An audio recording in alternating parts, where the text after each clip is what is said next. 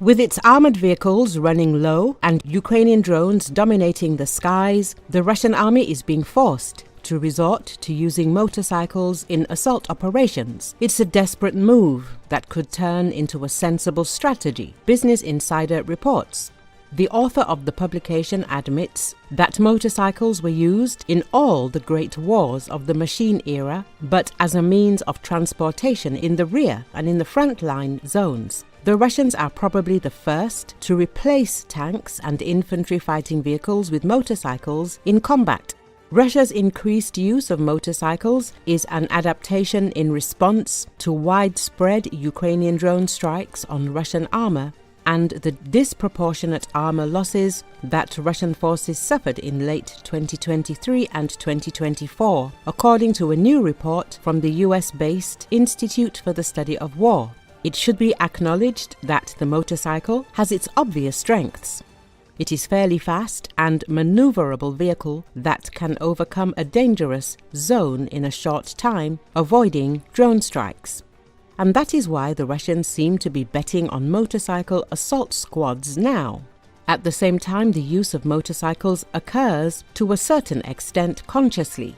Russian motorcyclists are now attacking in columns of 8 motorcycles with the support of electronic warfare EW systems. Russian servicemen are carrying EW systems in the front, center, and at the end of the columns to protect the motorcycles from attacks by Ukrainian drones, said a Ukrainian soldier who is fighting in the Pokrovsk direction. Russia uses motorcyclists in 2 scenarios, either as a hit-and-run method or as a way to quickly break through a fortified defense. The Institute for the Study of War notes that the use of motorcycles was not an idea of the Russian High Command, but a desperate improvisation on the front lines in the face of high losses from Ukrainian drones. The use of drones in the Russian army began in the same way. The Russian Defense Ministry is currently trying to formally organize frontline operations using motorcycles. In particular, it is proposed to create motorcycle training centers as well as integrate motorcycle units into regular military formations. This means that the motorcycle assault concept can be extended to all Russian brigades in Ukraine and possibly become part of Russian tactics in future wars.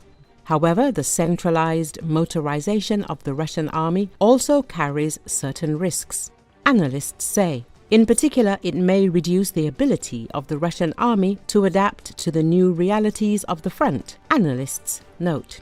Motorcycles have begun to be used for this, and in large numbers. Dozens of motorcyclists can be involved in one attack. In most cases, such attacks end in nothing but huge losses.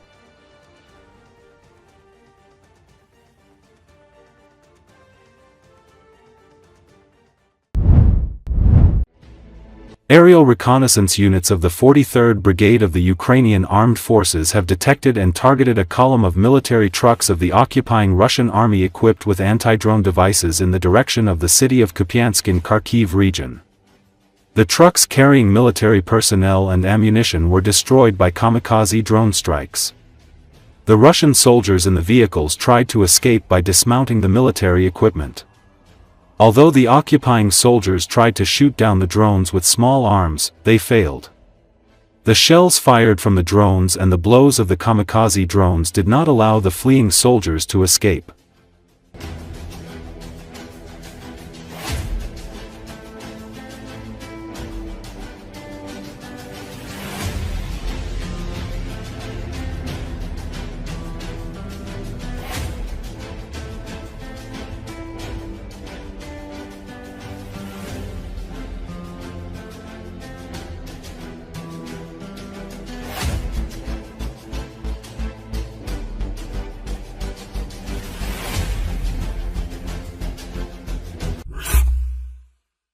The occupation army of the aggressor country, Russia, has lost the initiative after hundreds of unsuccessful assaults in the Lyman direction and is now forced to look for other directions for attacks.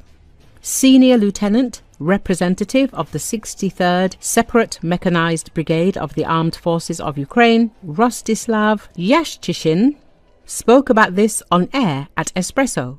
According to him, after last year's failure, the enemy broke its teeth on the defensive positions of the Ukrainian military. The Lyman direction is quite specific, and until yesterday the situation was unstable. But the Lyman direction is quite large, and there are several smaller sections in this direction, the military man explained.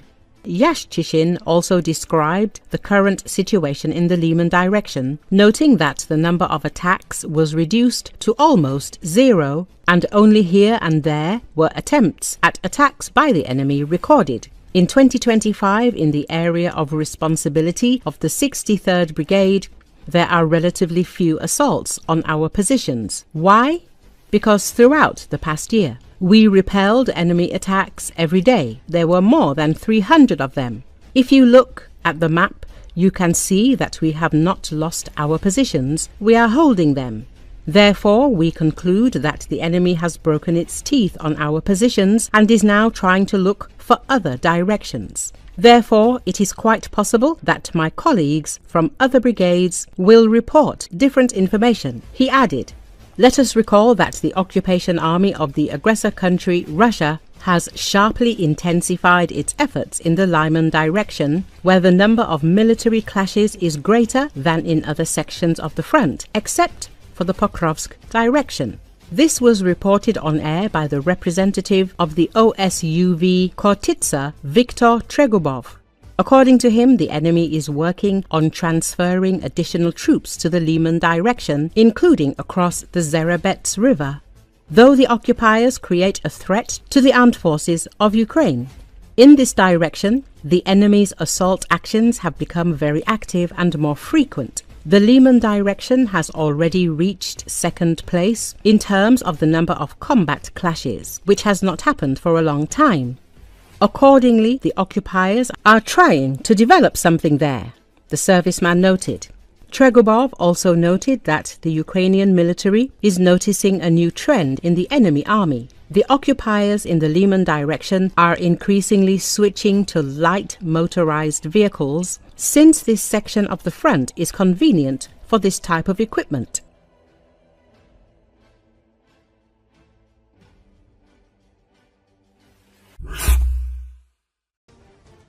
Russia sends wounded soldiers back to the front lines as soon as they are mobile, but more extreme cases have been seen in recent years, with soldiers on crutches or even in wheelchairs going into battle.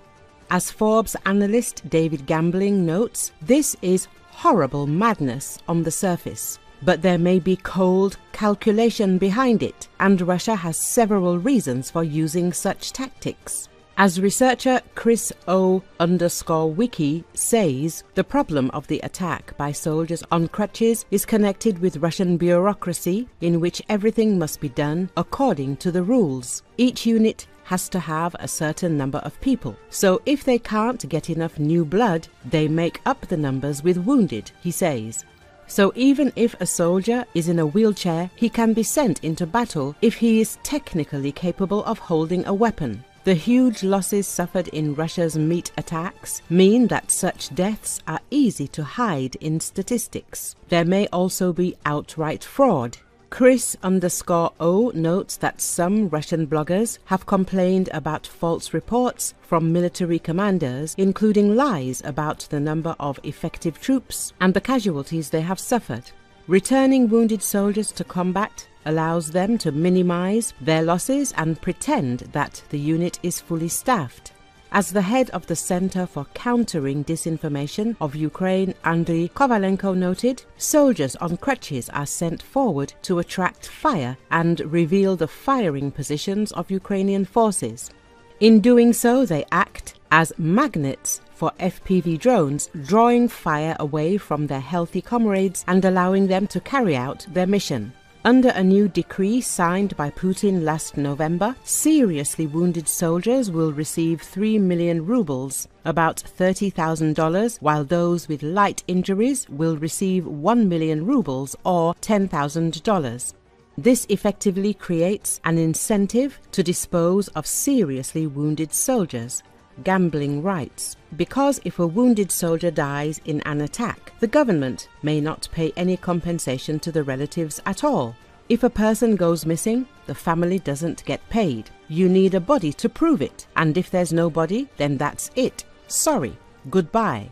A Russian deserter told CNN. As gambling concludes, from a Western perspective, sending soldiers on crutches into an attack where they face almost certain death may not make sense. But for a state that does not value human life, it is different. A seriously wounded soldier who is entitled to compensation is a burden. If they are going to die anyway, it is better that they die before they can claim compensation for their injuries. He concludes, the media have repeatedly reported that wounded Russian soldiers are sent back to the line of fire for meat assaults. The Ukrainian army reported that such occupiers are often captured.